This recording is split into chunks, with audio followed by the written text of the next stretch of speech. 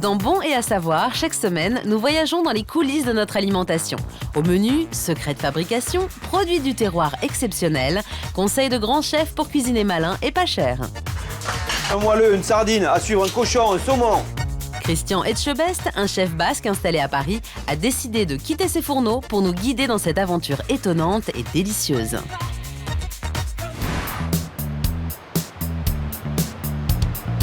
Bonjour, bienvenue dans Bon et à savoir. Aujourd'hui, je suis en Bretagne et plus précisément à Erquy. Je vais vous faire découvrir l'huître et vous allez tout savoir de la mer à l'assiette. Dans cette émission, Christian va tout vous apprendre sur les huîtres. Comment on les élève, mais aussi comment les choisir et comment les ouvrir facilement. Ah, ça sent la mer, hein? Ça sent la mer. Et vous saurez tout sur l'autre grand coquillage de la cuisine française, la moule. Vous n'avez jamais osé en préparer, vous verrez que des moules marinières, c'est prêt en 5 minutes chrono et c'est excellent pour la santé. Au sommaire encore, les stars de l'apéritif avec l'étonnante machine qui fabrique les biscuits soufflés dont on raffole et des astuces pour préparer soi-même des biscuits et des amuse-bouches frais et délicieux. Avec en prime les astuces d'un grand chef et vous verrez que ces petites douceurs salées ne sont pas forcément mauvaises pour la ligne. Et un poisson inquiétant, le silure. Comment ce monstre tapis dans nos rivières, qui peut atteindre 2 mètres de long et plus de 100 kilos, fait pourtant le délice des gastronomes. Et maintenant, notre reportage qui va nous dévoiler tous les secrets de fabrication de biscuits apéritifs et vous allez aussi apprendre à les faire vous-même. Impossible d'imaginer un apéritif entre amis sans les fameux petits biscuits salés. Les Français en raffolent, chaque année, nous en consommons 1,5 kg par personne. Alors, que se cache-t-il derrière ces petites friandises salées? Nous allons vous révéler les secrets de fabrication du plus populaire des biscuits apéritifs. Mais en attendant, la star des apéros, c'est lui, le biscuit soufflé à la cacahuète. Et justement, savez-vous comment on fait pour obtenir un biscuit aussi gonflé? Ah, pas du tout, pas d'avis. Mais c'est délicieux, j'en reprends. C'est comme les popcorn. C'est peut-être gonflé comme un pneu. On souffle dedans. 0 pointé pour tout le monde. Alors pour en savoir plus, direction Noyon en Picardie. C'est dans cette usine qu'on fabrique les fameux biscuits.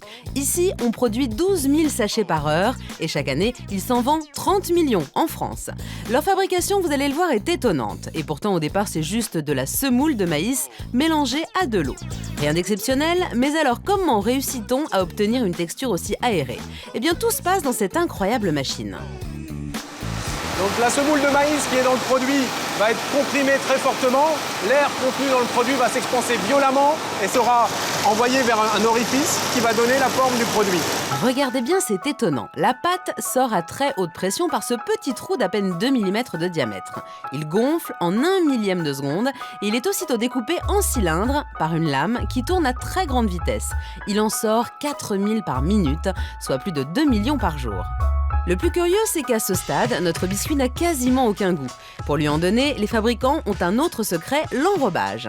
Et l'enrobage du biscuit, ce qui va lui donner son arôme, c'est cette sauce épaisse. Sa recette est ultra secrète, on nous dira juste qu'il y a des épices, des matières grasses ou encore de la poudre de cacahuètes. Mais revenons à notre biscuit. On le passe au four à 200 degrés pendant quelques minutes pour lui donner son croustillant. Et voilà, il peut enfin être enrobé. L'opération se déroule dans cette grosse lessiveuse, un grand bain dans l'enrobage, suivi d'une bonne douche de sel. Et voilà, en 30 minutes, nos petits biscuits sont prêts. Ils n'ont plus qu'à être emballés avant leur destination finale, le supermarché. Et autant dire que dans les rayons, il y a du choix, pas moins de 200 sortes de biscuits différents. Ce n'est un secret pour personne, les biscuits apéritifs, ce n'est pas ce qui se fait de mieux pour la ligne. 100 grammes, soit un sachet, atteignent souvent les 500 calories, le quart de nos besoins quotidiens en énergie. Donc on en mange pour se faire plaisir, mais sans en abuser. Et si vous êtes vraiment accro aux biscuits apéritifs, certains peuvent être consommés fréquemment, sans problème. Explication de Stéphane Louis, médecin nutritionniste. Ce type de produits, tels que des bretzels, sont des produits à base de farine, comme le pain. Ce sont des produits extrêmement sobres qu'on peut servir en apéritif sans trop de soucis, beaucoup mieux que des produits graisse et sucre. Et on peut de même les utiliser comme goûter pour les enfants, notamment quand ils rentrent pour le 4 heures. L'avantage de ces biscuits, c'est qu'ils contiennent surtout des sucres lents. C'est une bonne source d'énergie et ça rassasie plus vite que des biscuits plus gras. Strasbourg, Julie et Thibaut attendent des amis. Mais avant, ils vont suivre un petit cours de cuisine avec Johanna, une jeune créatrice culinaire. Car pour sortir des sentiers battus et ne pas offrir toujours les mêmes choses à l'apéritif, pourquoi ne pas faire vous-même des biscuits et des amuse-bouches? Vous allez voir, c'est facile, rapide à faire et ça épatera vos amis. On commence avec des crackers saveur fromage et épices. Donc pour les crackers, on va avoir besoin de farine, de poudre d'amande, de parmesan, du beurre, des épices, du sel et du poivre et puis un œuf. C'est parti, mélangez le tout. Et puis petit conseil de Johanna, Pour les crackers, on utilise plutôt du beurre allégé, déjà parce que côté diététique, ça fait pas de mal. Et ensuite, si on utilise du beurre normal, on va se retrouver avec quelque chose de très très graisseux sur la plaque et dans la bouche, ce sera vraiment trop gras.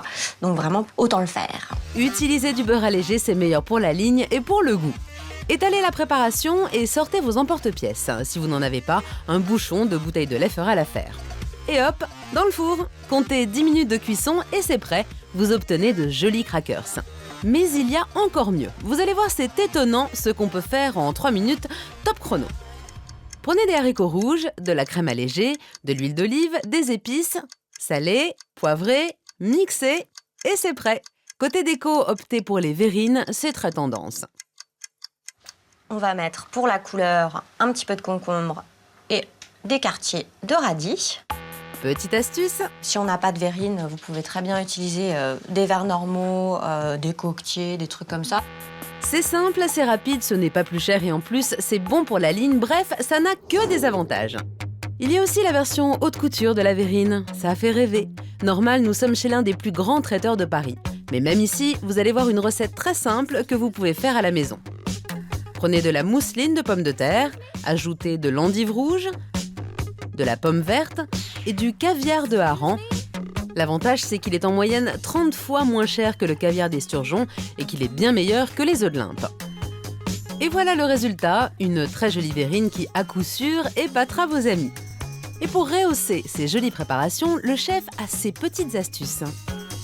Tout ce qui est froid perd un peu de goût, ça a un côté, anesthésie, le froid. Et en fait, le fait de mettre un petit coup de poivre, ça réveille les assaisonnements et le contraste des goûts. Le poivre réveille le goût d'un plat froid, il fallait y penser. Autre petit secret, la touche d'huile. Ça peut être un coup d'huile de truffe, un coup d'huile de noisette sur une petite terrine que vous achetez même toute faite, même une terrine de canard, un petit coup d'huile de noisette au pinceau, une petite salade à côté, ça sera très bon, ça va donner un petit goût supplémentaire. Merci pour ces astuces, chef. Retournons à Strasbourg chez Julie et Thibaut. Il est l'heure de passer à la dégustation des petits biscuits et des verrines de Johanna. Et ce sont les invités qui vont jouer le rôle du jury. Alors, verdict? Ah, c'est hyper bon. C'est super bon. Félicitations. Content que vous aimiez et c'est grâce à Joanne. Mission réussie. Et comme vous avez pu le voir, ces recettes, tout le monde peut les réaliser. Alors si vous avez un peu de temps avant le prochain apéritif, à vos fourneaux.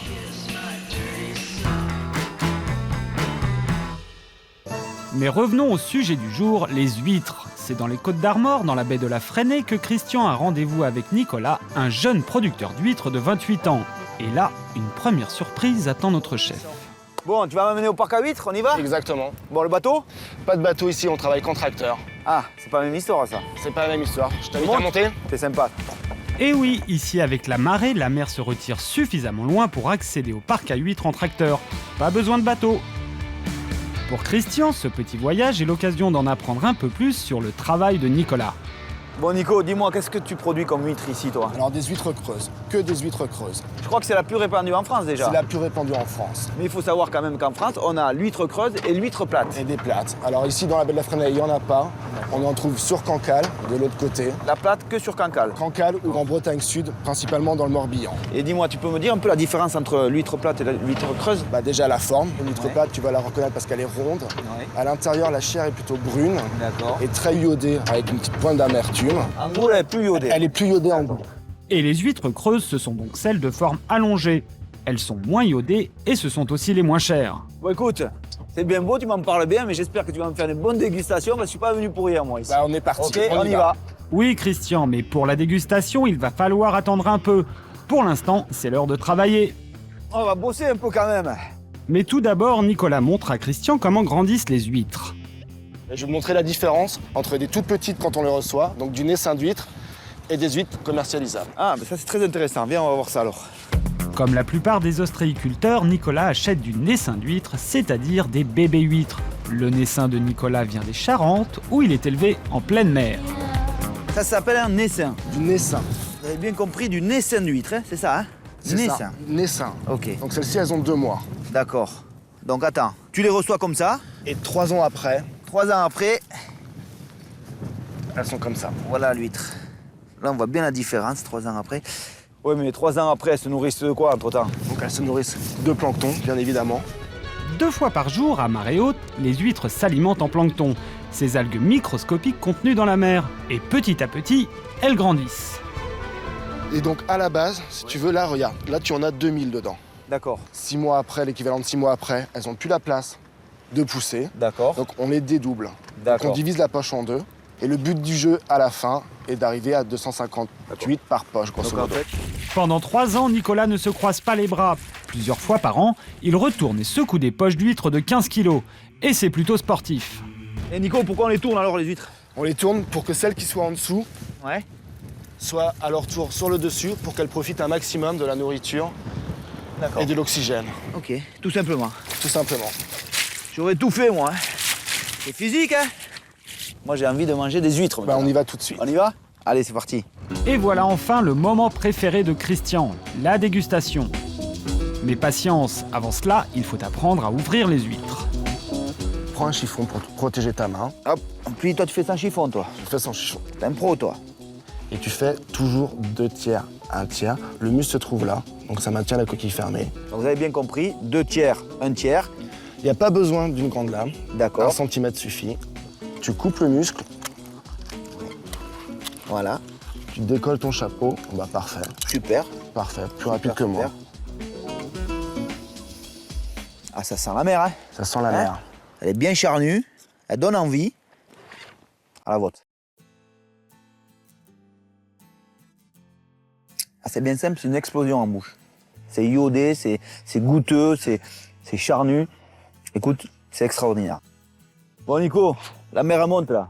Alors écoute, je vais te remercier pour tout. Tu m'as fait découvrir la Bretagne et surtout ta passion. Merci beaucoup. Je te remercie et au plaisir. à la prochaine. Salut Nico. Salut Christian. Et les huîtres ne sont pas réservées à une élite. Il y en a non seulement pour tous les goûts, mais aussi à tous les prix. Alors pour se régaler sans se tromper, suivons Christian au supermarché. Alors les huîtres, bien sûr, vous savez, on peut les acheter chez Poissonnier, mais pas que chez Poissonnier. La preuve, je suis au supermarché. Regardez-moi comment elles sont belles, ces huîtres de ce matin. Vous savez quoi? Je vais m'en gober une pour voir, tant que j'ai pris l'habitude de les ouvrir. Et puis en prix, une douzaine d'huîtres, c'est entre 4 et 5 euros, pas plus. Il faut en profiter, hein. C'est maintenant qu'il faut les manger. Hein. Lorsque vous achetez des huîtres, il faut bien regarder leur numéro. C'est le calibre de l'huître, c'est-à-dire sa taille et son poids. Ces numéros vont de 0 à 5, plus le numéro est élevé, plus l'huître est petite. Ainsi, le numéro 5 correspond à une huître de 30 grammes, la plus petite, mais aussi la moins chère, et le numéro 0 à une huître d'au moins 150 grammes pour les grosses fins et les gros porte-monnaies. Comme ce matin, hein, elle est goûteuse, impeccable. Voilà. Et après les huîtres, nous allons tout vous dire sur les moules. Pourquoi les appelle-t-on moules de Bouchot? Et si vous n'avez jamais osé en acheter, de peur de ne pas savoir les préparer, nous vous donnerons la recette pour réaliser en 5 minutes chrono ce plat délicieux, les moules marinières. Et le plus gros poisson de nos rivières, le silure. Comment ce monstre au physique patibulaire fait pourtant le délice des gourmets.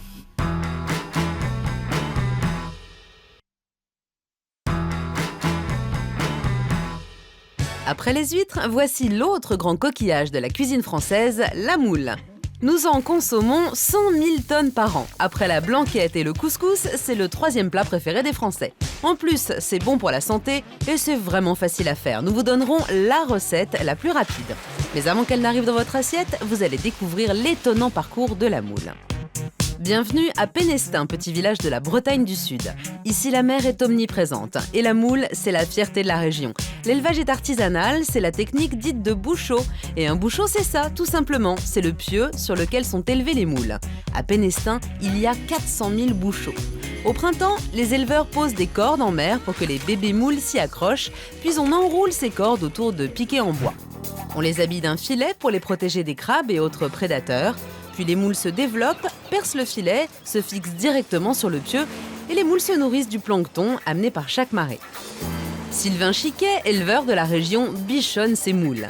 Il laisse suffisamment de place entre les piquets pour que les moules soient à l'aise. Si vous laissez de la place, forcément, il aura plus de nourriture et donc il pourra profiter pleinement. Ça ressemble un peu à un potager, votre truc, là, en fait. Ah ben c'est de la culture, hein. On a les mêmes contraintes et les mêmes paramètres qu'un agriculteur. La seule différence, c'est qu'on ne met pas d'engrais et pas de pesticides. La moule de Bouchot vit au rythme des marées, ce qui lui apporte un plancton bien particulier. C'est le nec plus ultra en matière de moule. Son goût est inimitable. Mais la qualité de la moule, c'est aussi son âge. Trop vieille, elle est trop grosse, trop abîmée et plus de première fraîcheur. On peut garder certaines moules jusqu'à 2 ans, mais après, sur le plan de l'aspect, c'est moins joli dans l'assiette. Donc l'idéal, c'est de faire 12-18 mois. C'est-à-dire que tous les ans, on arrive à pêcher chaque pieu. Et pour les garder fraîches, les moules sont récoltées à la dernière minute grâce à une machine incroyable. Une grosse pelle mécanique qui racle les pieux. C'est le bras magique de Gilles Morel. Aujourd'hui, le groupement m'a passé une commande de 2 tonnes, ce qui correspond à peu près à 8 bacs. 8 bacs de marchandises brutes pour avoir 2 tonnes de marchandises qu'on a. Et oui, 1 sur 3 ne sera pas choisie. Celles qui sont pêchées ne sont pas sûres de finir dans votre assiette. Un véritable concours de beauté avec beaucoup d'appelés et très peu d'élus. Le directeur de casting, c'est Vincent Omry. Elles arrivent chez lui par grappes et sont séparées par cette centrifugeuse. On les retrouve sur ce tapis. Pour le moment, elles sont toutes là. Mais une fois sur les grilles, les plus petites ne passent pas la sélection. Même chose ici, les plus moches, celles qui ne sont pas assez bombées ou celles à la coquille abîmée, passent sous les tenailles de ces sélectionneuses. En fin de parcours, il ne reste que les meilleures, et là, petite astuce pour bien les choisir. Il faut que la moule soit bien noire, bien brillante, bien luisante comme ça, et surtout, elle doit être bien fermée. C'est-à-dire que si tu as une moule qui commence à bâiller un peu, elle doit se refermer dès que vous appuyez dessus, en fait. Si ce n'est pas le cas, elle n'est pas fraîche, on peut la jeter. Maintenant que le casting des plus belles est terminé, vous allez voir que les cuisiner, c'est très simple. Nous allons vous montrer la recette des moules marinières, la plus facile et en 5 minutes chrono. C'est Luc Kergosien, chef de cuisine au lycée professionnel de Guérande, qui nous donne sa méthode. Il enlève tout d'abord les filaments et les algues avec un couteau, puis, dernière sélection, il les plonge dans de l'eau. Voilà. Et vous voyez ici, il y a plusieurs moules qui remontent à la surface d'elles-mêmes. Toutes ces moules-là, ça veut dire qu'elles sont impropres à la consommation. Donc, je les retire. Alors n'oubliez pas, si ça flotte, c'est que la moule est morte et il ne faut pas la manger. Lorsqu'il ne reste que les meilleurs, on peut enfin les cuire. Et pour ça, il vous faut 4 ingrédients, pas un de plus, pas un de moins. Pour faire une moule marinière, donc, il faut plusieurs ingrédients. Bien sûr, des moules. Échalotes ciselées, donc c'est taillé en tout petits dés, puisque c'est une cuisson qui va être très rapide. Donc plus ce sera fin et la cuisson se fera très rapidement. Du vin blanc, sec de préférence, du persil haché et un peu de beurre. Il suffit alors de faire revenir dans le beurre les échalotes, de mettre les moules bien sûr, puis le vin et le persil. Et voilà. Et là, dans environ 5 minutes, c'est prêt. Le résultat est appétissant et pari tenu en 5 minutes. Vos moules marinières sont sur la table. La moule n'est pas calorique et apporte le plein de calcium, vitamines, protéines et fer. Très riche en iode, elle favorise la croissance. Alors s'il vous en reste, ne jetez rien, notre chef a un truc. Si jamais on en a trop cuit, eh ben, on va pouvoir les décortiquer. Et si on n'en a pas l'utilité tout de suite, soit les mettre au congélateur dans le jus, puisqu'on en récupérera le jus. Et pour vos moules décongelées, Jimmy, élève cuisinier, a une recette ultra facile. Il fait revenir ses moules dans du beurre fondu, de l'ail, du persil et un peu de chapelure. Ensuite, il met le tout dans un ramequin et au grill. Autre idée, vos moules décongelées agrémenteront toutes sortes de salades. Sachez enfin que vous pouvez faire des moules au roquefort, au cidre, au poireau, autant de recettes plus originales les unes que les autres. Et à 3 € le kilo, la moule est économique, elle peut donc se manger sans modération et on la trouve toute l'année.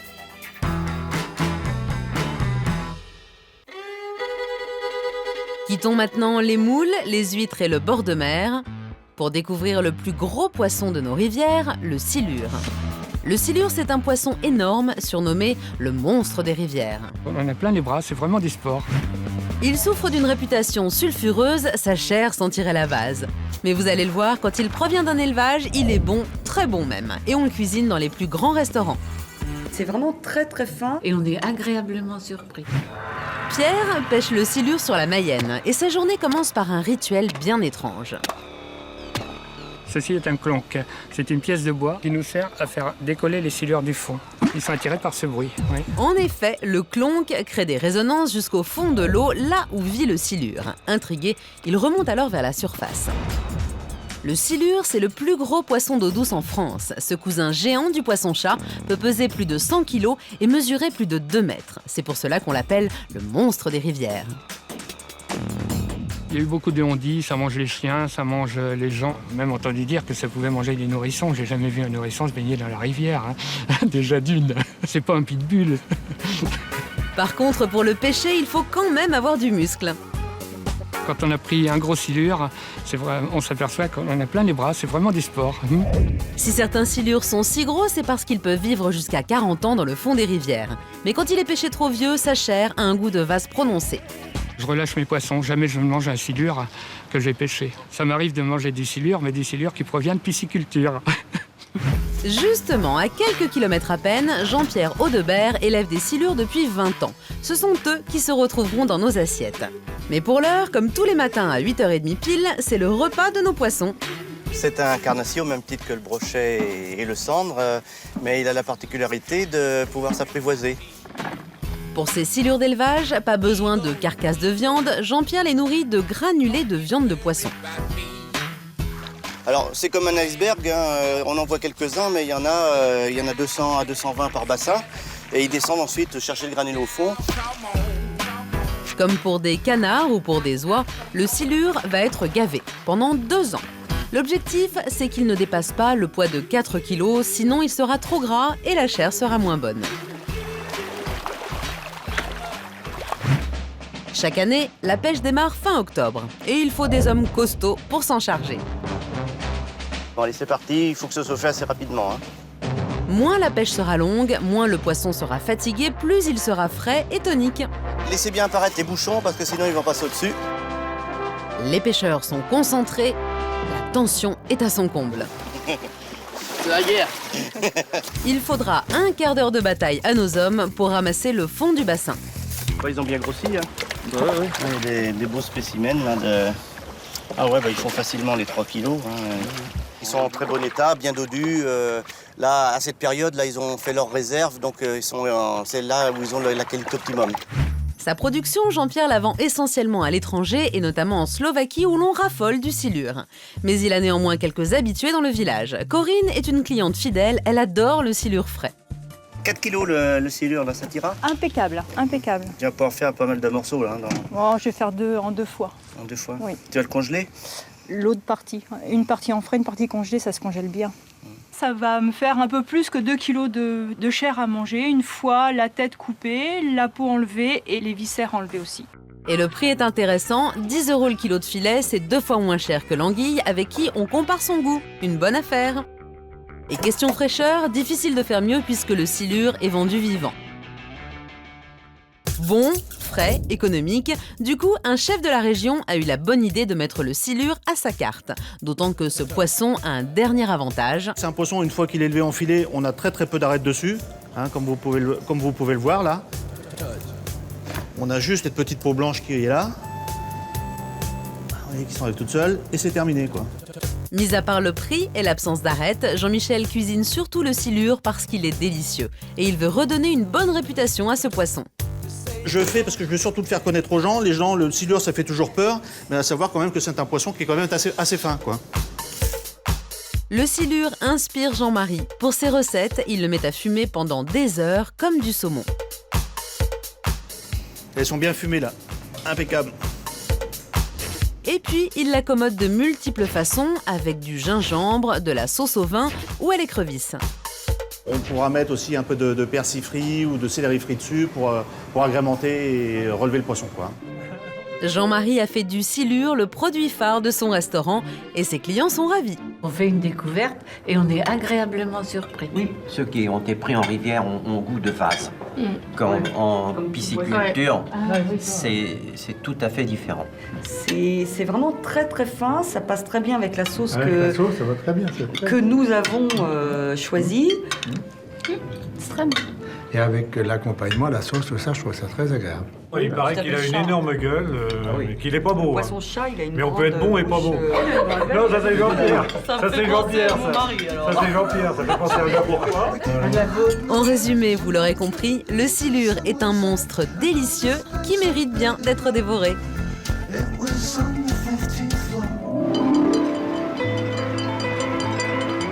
Voilà, cette émission est terminée. On se retrouve la semaine prochaine. Larguez les amarres!